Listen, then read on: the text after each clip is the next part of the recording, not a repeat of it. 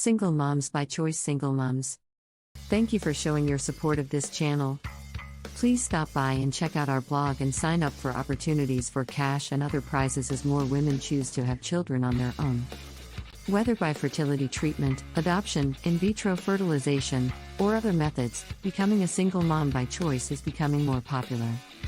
By choice. I'm a single mother. Sarah Kowalski works with single moms as a reproductive doula and life coach. I get a lot of inquiries from women about money or before not they can manage it.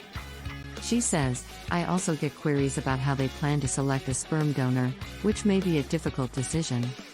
Women ask Kowalski more personal questions, such as whether she regrets choosing to be an SMC. I enjoy being a single mom by choice and desire. It was a primary choice rather than a last resort, she adds. Is everything okay with the kids? The European Organization of Human Reproduction and Embryology conducted an extensive study comparing the well-being of kids growing up in single mothers by choice with heterosexual two-parent families and found no changes in parent-child relationships or child development. The study discovered that single mothers who choose to be single have a greater support system than married mothers having a support system, whether it's relatives, friends, or organizations.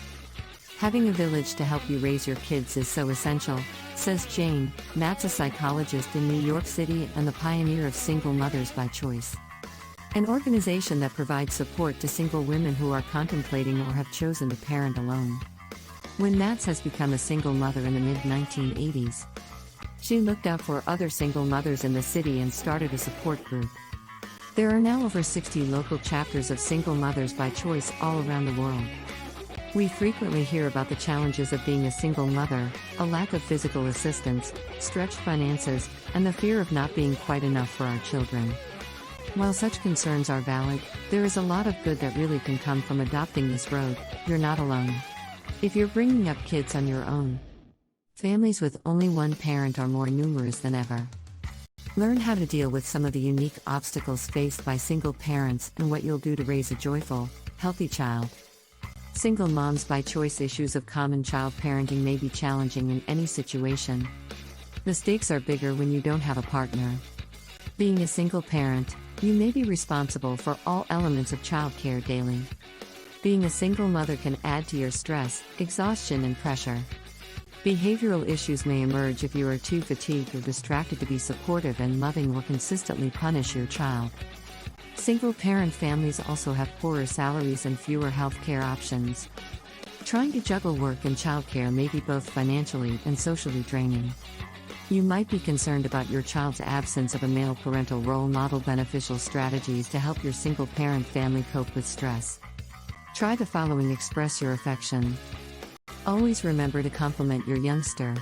Give him or her your whole attention and support. Schedule time to play, read, or simply sit with your child each day.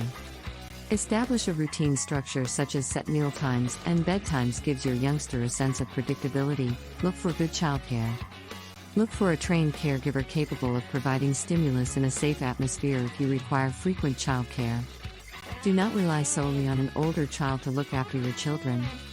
Asking a new acquaintance or partner to monitor your child should be done with caution. Establish boundaries. Explain and enforce house norms and regulations to your child, such as speaking nicely to administer consistent discipline. Collaborate with other caregivers in your child's life. When your child displays the capacity to admit greater responsibility, consider re-evaluating specific boundaries, such as screen time. Don't feel bad about yourself. To compensate for being a single parent, don't blame yourself or spoil your child. Look after yourself. Incorporate physical activity into your routine. Consume a nutritious diet and obtain enough sleep. Schedule time to do things you enjoy doing alone and with friends. Arrange for childcare for at least a few hours per week to give yourself a timeout. Rely on others for help. Together with other parents. Arrange a carpool schedule. Join a single parent support group or seek out social resources. Solicit assistance from family, friends, and neighbors. Faith communities can also be beneficial. Maintain an optimistic attitude. If you're having a hard time, it's fine to tell your child, but rarely to show him or her that things will get better. Instead of expecting your child to act like a little child, give him or her age-appropriate responsibilities. When coping with everyday obstacles, keep your wicked sense of humor. Be aware that single parents' teens have a greater risk for depression and low self-esteem. According to some studies, social isolation, feeling sad, alone, or unwanted, disliking one's appearance, impatience, and a feeling of hopelessness are all signs and depression symptoms. Consult your child's or teen's doctor if you notice any of these symptoms. Keys to success as a single mom by choice: there is no magic bullet. So here are my top 4 takeaways about how to flourish economically as a single mom by choice. 1. You get inventive and figure out a means to financially afford it. Once you've determined that being a single mom by choice is what you'll do more than anyone else in the world. If your heart and soul are calling you to be a single mom by choice, the universe will open up to make it happen. You will also be in charge of the logistics. There are so many imaginative and out-of-the-box methods to make it happen. 2. You must believe that you are sufficient, that self-assurance will lead you to make selections that will increase your earnings. It's fantastic for them to have male role models and someone they can trust and rely on in their life.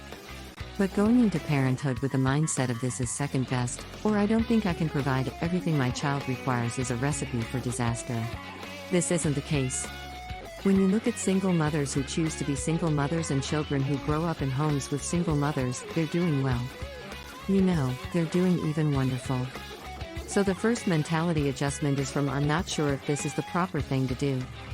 "I'm not sure if I can do this successfully," to "I'm enough." And yes, you will be capable of doing so. The money will follow. If you have the confidence that you are enough and that you can accomplish something well, your financial decisions will be founded on that confidence. 3. As a single mother by choice, you may be forced to make financial decisions that defy conventional wisdom. This approach deviates from what we consider to be the norm.